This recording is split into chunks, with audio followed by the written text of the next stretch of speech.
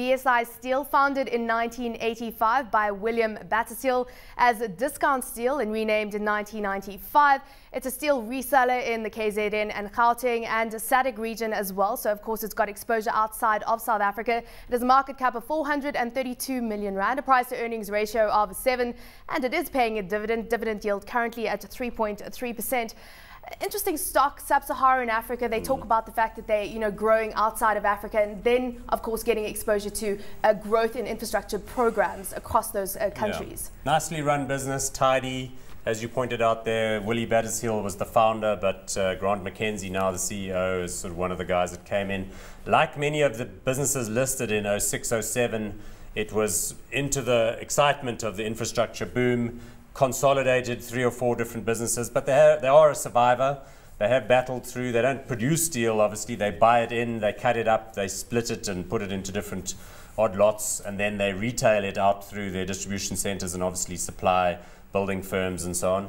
You can see there it sort of drifted as between about R1.50 and about 60 cents. I think it's currently trading at around 65 or so cents. So not a lot of interest, not a lot of liquidity, but I think a company that has battled along and has probably got a reasonable future. They are putting some of their cash to work. They made a recent acquisition, a company called Brian McFarlane Africa, talking about getting exposure to the type of steel which is used in construction and mines. So they're talking about acquisitive growth there. What are your thoughts on BSI Steel? Well, a nice small business, and one that I think will remain profitable through the down cycle because of the exposure into the SADC regions. And one area that fascinates me is the Congo. That's where they have one of their distribution outlets.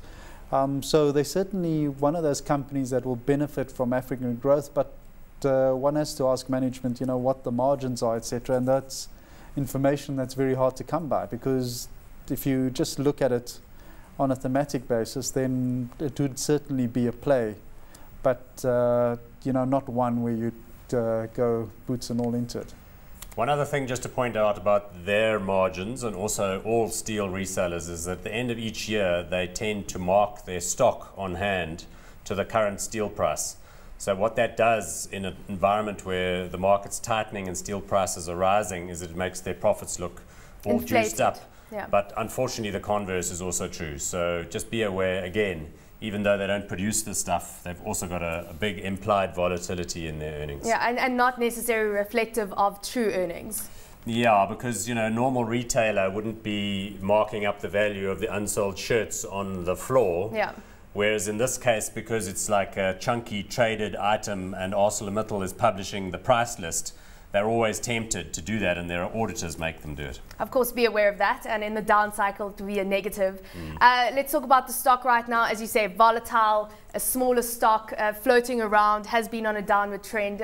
Hot or not for anyone? Look, they've, as I said, stuck to their guns. They didn't diversify, as we'll hear about Alert in a minute. So not by any means the worst small cap on the market. But for me, anything with a market cap of less than $1 billion, I can't be encouraged to make it hot. So only 400, less than 500 million market cap right now. Hot for you?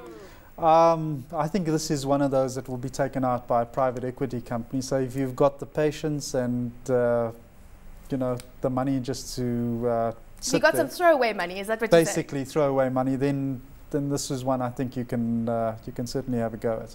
Okay, but overall for you? Lukewarm, if anything. Lukewarm. I'm going to give you a nod. I'm getting a nod from you. Okay.